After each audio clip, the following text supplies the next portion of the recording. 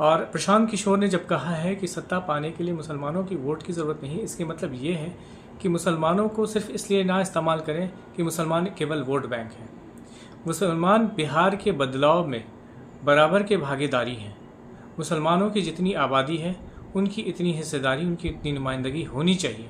जैसे बिहार में 18 से 20% मुसलमानों की आबादी है, जैसे 40 से 45 विधायक होने चाहिए। तो ये जो है हम परिवार लाभ कार्ड बना रहे हैं, जिसमें हर परिवार को 20,000 रुपये का फ़ायदा दिया जा रहा है। महिलाओं जो अपने आप खुद का रोज़गार करना चाहती है, पति सक्षम नहीं है और नौकरी भी नहीं कर सकती है, खुद के अपनी जगह पे जहाँ पे उसके पति जॉब करें रोज़गार करना चाहती है, उसका 5 लाख रुपए का लोन दिया जाएगा, ऋण दिया जाएगा, जो 4% ब्याज था। इससे पहले जो लोन मिलता था वो 10% लोन इसमें मिलता था, 10% ब्याज पे। तो ये इस तरह से इनका जो है 5 लाख के लोन में 2,500 रुपये महीना का। मुसलमानों को वोट के लिए इस्तेमाल करना सिर्फ एक मकसद ही, ये निंदनीय है। मुसलमानों के विकास का भी काम होगा, मुसलमानों को भी उससे भागीदारी लेना है, क्योंकि अगर। नमस्कार, आईना इंडिया कम्युनिकेशन में आपका स्वागत है।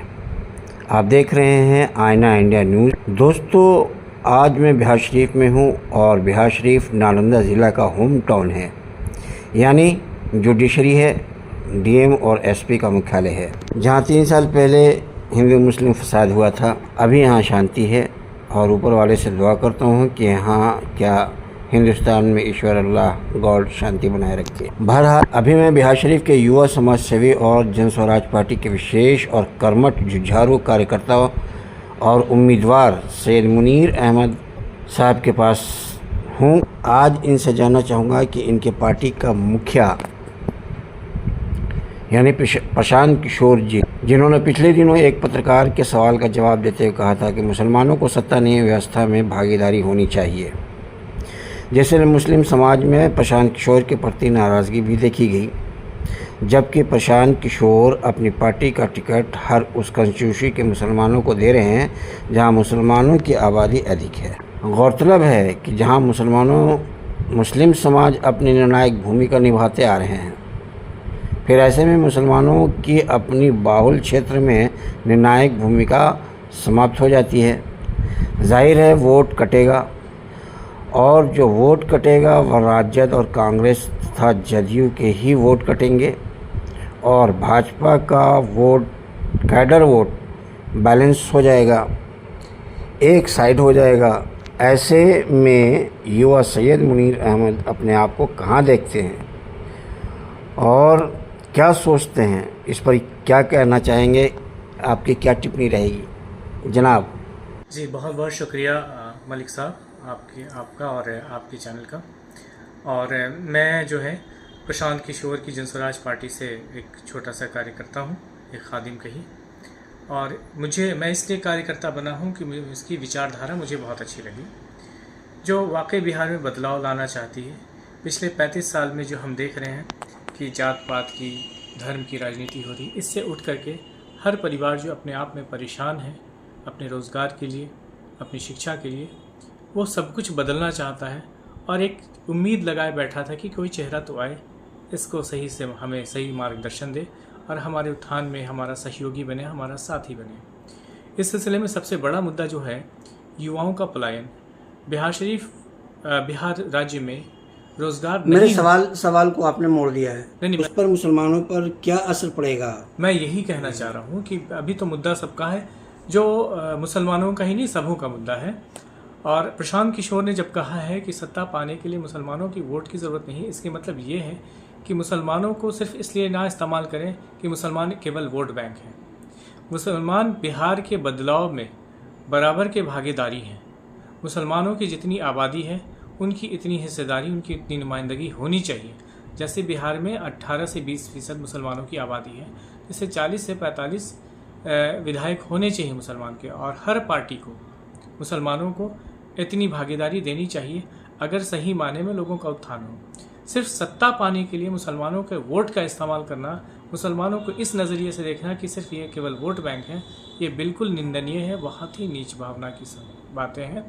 और इस बदलाव में ये जो जन स्वराज पीएलसी कार्ड बना रही है, जाहिर सी बात है मुसलमानों की आबादी जब 20% है तो पलायन भी इनके यहाँ ज़्यादा, 20% लोग पलायन कर रहे हैं। ऐसा नहीं कि मुसलमानों को यहाँ दूसरी पार्टियाँ रोज़गार दे रही हैं। तो ये जो है हम परिवार लाभ कार्ड बना रहे हैं, जिसमें हर परिवार को 20,000 रुपये का फ़ायदा दिया जा रहा है। इससे ये ना समझ लें कि 20,000 रुपये आपके अकाउंट में दिया जाएगा। इसमें यह है कि जो आप दूसरे राज्यों में जाकर के मजदूरी कर रहे हैं, 10-12 हज़ार की नौकरी कर रहे हैं, वही नौकरी हम 12,000 रुपये में गारंटी स्कीम है कि 12,000 की कम से कम रोज़गार देंगे। दूसरी चीज़ ये है कि बुज़ुर्गों को जो पेंशन पहले 400 रुपये मिल रहा था केवल, अब जब प्रशांत किशोर ने 2,000 का अनाउंस किया है तो अब ये 1100 पर है। तो 400 पेंशन बहुत कम होता है, 1100 भी कम है, 2,000 का पेंशन है। महिलाओं जो अपने आप खुद का रोज़गार करना चाहती है और पति सक्षम नहीं है और नौकरी भी नहीं कर सकती है, खुद के अपनी जगह पे जहाँ पे उसके पति जॉब करें रोज़गार करना चाहती है, उसका 5 लाख रुपए का लोन दिया जाएगा, ऋण दिया जाएगा जो 4% ब्याज था। इससे पहले जो लोन मिलता था वो 10% लोन इसमें मिलता था, 10% ब्याज पे। तो ये इस तरह से इनका जो है 5 लाख के लोन में 2,500 रुपये महीने का लाभ होगा। बच्चों की शिक्षा व्यवस्था है, जिनके पास भी पैसा होता है वो चाहते हैं कि मैं प्राइवेट स्कूल में हूँ, इसलिए कि सरकारी स्कूल की शिक्षा व्यवस्था सिर्फ खिचड़ी तक रह गई है और साइकिल तक रह गई है। गार्जियन आके पूछते हैं कि खिचड़ी मिली कि नहीं, खाना मिला कि नहीं और साइकिल के पैसा आया कि नहीं। वो नहीं पूछते हैं कि ये जो है पढ़ाई अच्छी हो रही कि नहीं हो। तो इसमें मुस्लिम समाज भी बहुत इसको देख रहा है, इसका सामना कर रहा है और ये सारी चीज़ों से मुस्लिम समाज भी इसको सामना कर रहा है, इन सारी कमियों को। और ये सारी चीज़ें हैं। तो 1,000 रुपये बच्चों की फ़ीस के लिए जब तक सरकारी स्कूल की शिक्षा व्यवस्था बेहतर नहीं होती है, अगर गार्जियन चाहते हैं कि अपने बच्चों को प्राइवेट स्कूल में भेजें तो 1,000 रुपया है दिया जाएगा। इस प्रकार से 20,000 रुपये का लाभ दिया जाएगा। ये गारंटीड स्कीम है प्रशांत किशोर जी की। तो इस पर काम कर रहे हैं और इसमें मुस्लिम समुदाय के लोग भी शामिल होंगे, ऐसा नहीं। तो सिर्फ मुसलमानों को वोट के लिए इस्तेमाल करना सिर्फ एक मकसद ही, ये निंदनीय है। मुसलमानों के विकास का भी काम होगा, मुसलमानों को भी उसमें भागीदारी लेना है, क्योंकि अगर कहा गया है कि आप अच्छा काम करेंगे तो आपके साथ अच्छा होगा। ये आपने अच्छा खुलासा किया है और इस बात को आपने क्लियर किया है, जिससे शायद लोगों को समझ में आ जाए कि उनका मकसद ये नहीं है कि वो सत्ता से हटा रहे हैं या सत्ता नहीं चाहिए मुसलमानों को या सत्ता देने से वो कतरा रहे हैं। असल में व्यवस्था परिवर्तन की बात कर रहे हैं और व्यवस्था में मुसलमानों की भागीदारी चाहिए। तो ठीक है, जब तक कि सत्ता में मुसलमान नहीं आएंगे तब तक कि उनको भागीदारी वो अपनी नहीं निभा सकते हैं सही तरीके से। इसमें प्रशांत किशोर के अधूरे स्टेटमेंट को फैलाया जा रहा है कि सत्ता पाने के लिए मुसलमान, बेशक ऐसा है, क्योंकि राजनीति है और राजनीति में तरह तरह की बातें आती रहती रही। जैसा कि आजकल सोशल मीडिया पे आप एक शोर सुन रहे होंगे, देख रहे होंगे, वोट चोर गड्डी चोर, ये नारा आज देश में गली गली में गूंज रहा है। राहुल गांधी पूरे प्रमाण के साथ दुनिया को दिखा रहे हैं वोट चोरी हुई है। राहुल के इस नीति से सत्तारूढ़ पस्त है, सब असमंजस में दिखाई दे रहे हैं। एनडीए के घटक दल में अब वे दबी जबान में मोदी जी पर कुछ लोग कुछ न कुछ टिप्पणी करने लगे हैं, लेकिन प्रशांत किशोर एनडीए से अलग होने के बावजूद वह राहुल गांधी से सहमत नहीं है। वोट चोरी मामले पर वो बोलने से बच रहे हैं, जबकि हर राजनीतिक पार्टी कुछ न कुछ राहुल के फेवर में बात कर रहे हैं। ऐसे में इस समय आप प्रशांत किशोर जी की पार्टी के साथ हैं, उनके मुख्य वर्कर हैं, युवा हैं और युवा वर्ग आज सब राहुल गांधी के साथ है। लगभग 80% युवा वर्ग राहुल गांधी के साथ आ चुका है। ऐसे में वोट चोरी पर आपकी क्या प्रतिक्रिया होगी? आप क्या कहना चाहेंगे? राहुल गांधी जो कर रहे हैं वो सही है, ये होना चाहिए या गलत है? आप क्या कहना चाहेंगे जनाब? बिहार में भी बिहार शरीफ में भी वोट चोरी हुई है और फर्जी वोटर्स जोड़े गए हैं और कुछ वोटर्स को निकाला गया है वोटर लिस्ट से। तो इस पे आप क्या कहेंगे? और आपने बिहार शरीफ का माहौल इस तरह की बातें हुई थी कि बहुत सारे लोगों का नाम काट दिया गया है और इसमें जो है अब इनको सेंट्रल गवर्नमेंट को समझ में आ रहा है कि फ़र्ज़ी वोटर्स आ गए हैं, इसके लिए हमने फिर से स्क्रूटनी करना चाहा है।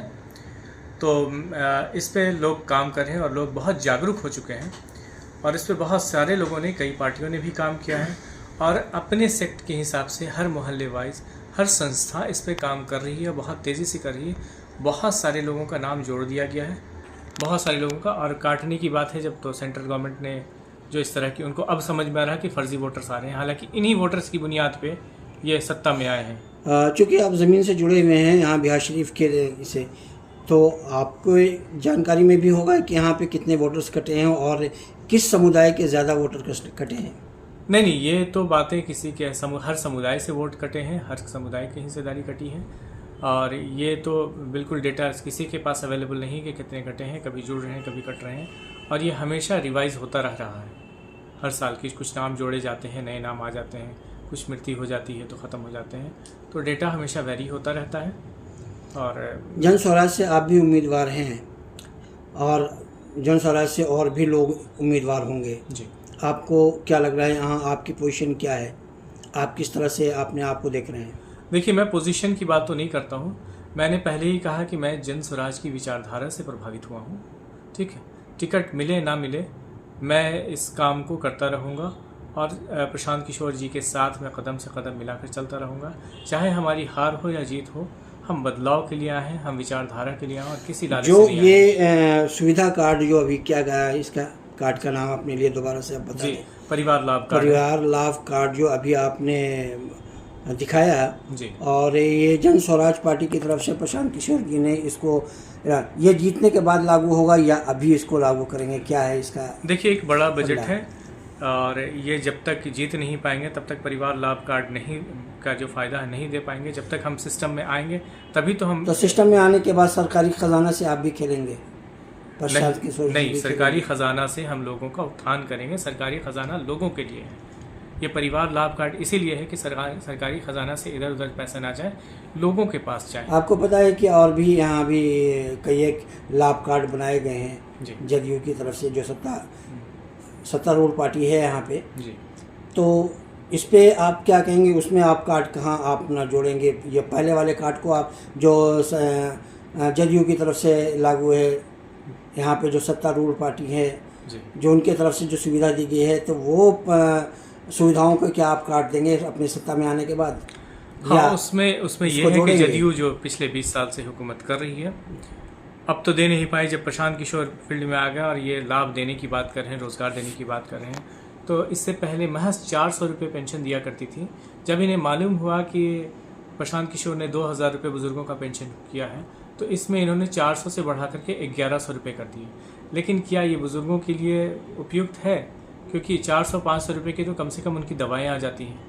अब बाकी के 500 रुपये पूरे महीने का कैसे गुजारा करेंगे?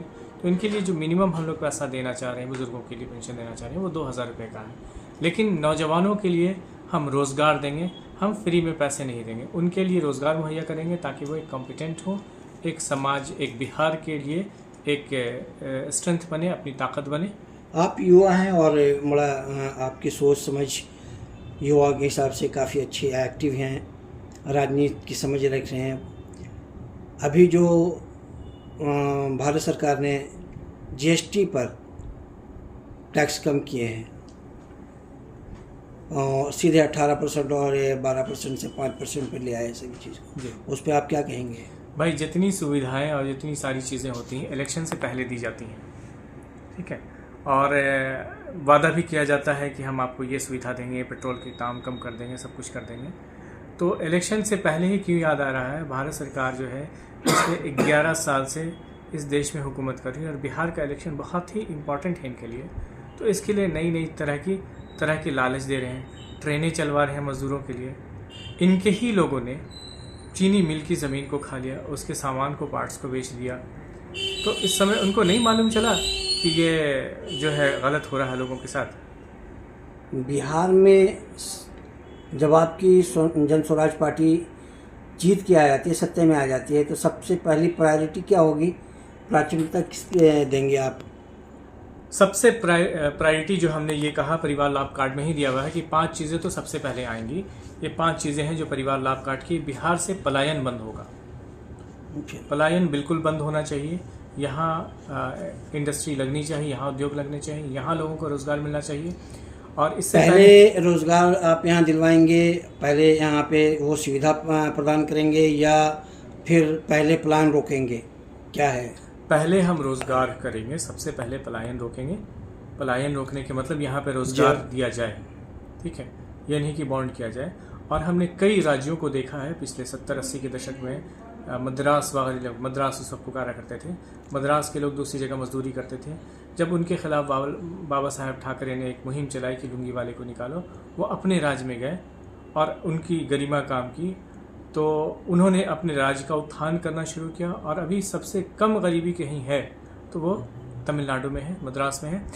और बिहारियों में बहुत पोटेंसी थी, इसके बावजूद भी यहाँ पे उत्थान नहीं कर पाई, गवर्नमेंट ऑर्गेनाइज नहीं हो पाई, लोगों के लिए नहीं कर पाई, सिर्फ अफसरशाही के काम होता रहा। तो ऐसी स्थिति में जो हम करेंगे कि यहाँ रोज़गार मुहैया करेंगे, वो चीनी मिलें फिर से शुरू होंगी।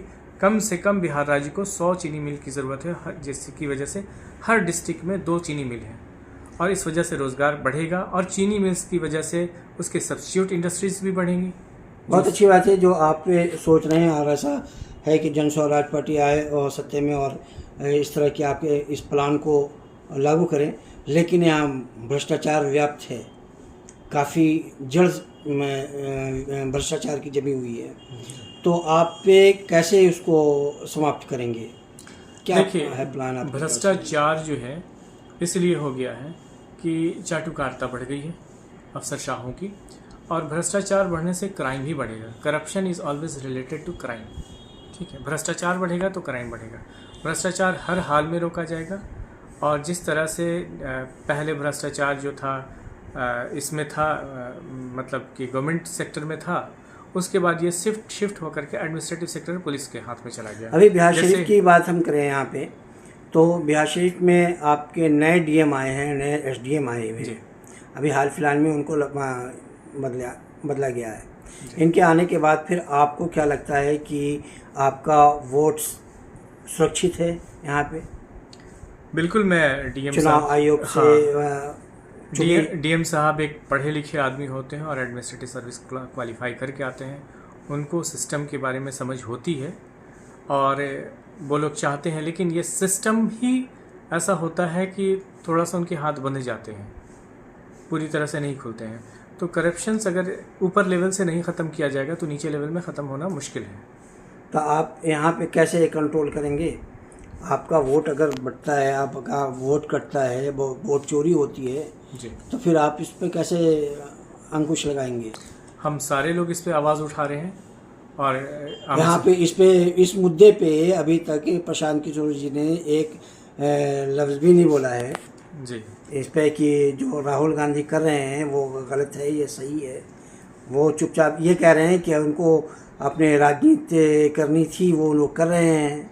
हाँ, जाहिर सी बात है राजनीति करनी थी, क्योंकि उनकी भी सरकारें रही हैं और बहुत अच्छे हालात नहीं रहे राजनीति की सरकार। तो ऐसा नहीं लगता है कि वो इसके समर्थन में है, या इनको वोट से मतलब है, या वोट के कट रहा है, तो वो लगता है कि चुप रहने का मतलब है कि वो भाजपा का कहीं ना कहीं सपोर्ट कर रहे हैं? नहीं, चुप रहना और विरोध करना।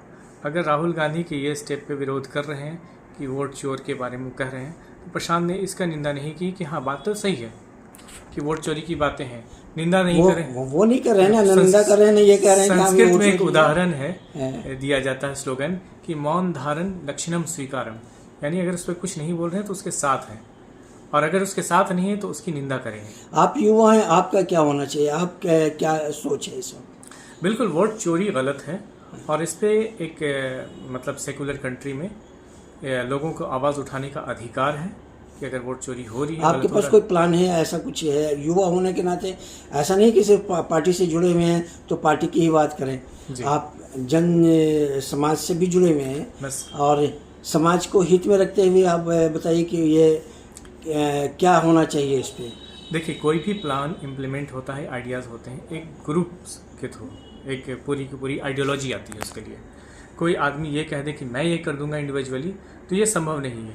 जब हम एक ऑर्गेनाइज्ड वे में आ जाएंगे, पूरे सिस्टम में आ जाएंगे, सारी सरकारें युवा पूरा सिस्टम को बदल सकता है। बिल्कुल बदल सकता है, लेकिन उसकी लीडरशिप भी होनी चाहिए। सिर्फ युवा को छोड़ दिया जाए बदलने के लिए तो फिर ये संभव नहीं, क्योंकि एक युवा और अलग अलग होकर के होना चाहिए। ये एक युवा की सोच भी तो सभी की सोच बन सकती है। ये सोच लोगों तक जाएगी, और उस सोच से लोग मुतासिर होकर उसके साथ एसोसिएट होंगे, तभी हो पाएगा।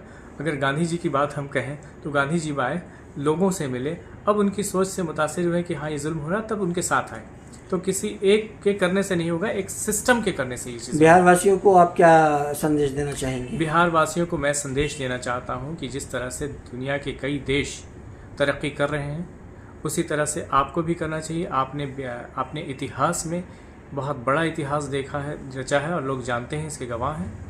तो ये संदेश देना चाहते हैं कि आप जो है ये छोटी चीज़ें जात के नाम पे, धर्म के नाम पे वोट देने से उठ जाए, अपने विकास की बात करें, अपने बच्चों की शक्ल देख करके वोट दें, ताकि जो चीज़ें आप देख चुके हैं वो चीज़ देख करके आपकी अगली नस्ल ना बढ़े, ताकि आप अपने बच्चों के साथ इंसाफ कर सकें। बहुत बहुत शुक्रिया जनाब मुनीर साहब, आप बिहार शरीफ के धरोहर हैं और उम्मीद करते हैं कि आप मजबूत धरोहर बनिए, बिहार शरीफ को डेवलपमेंट की तरफ ले जाइए, विकास की तरफ ले चलिए। जो रास्ता आपने पकड़ा है वो कामयाबी मिले आपको। धन्यवाद।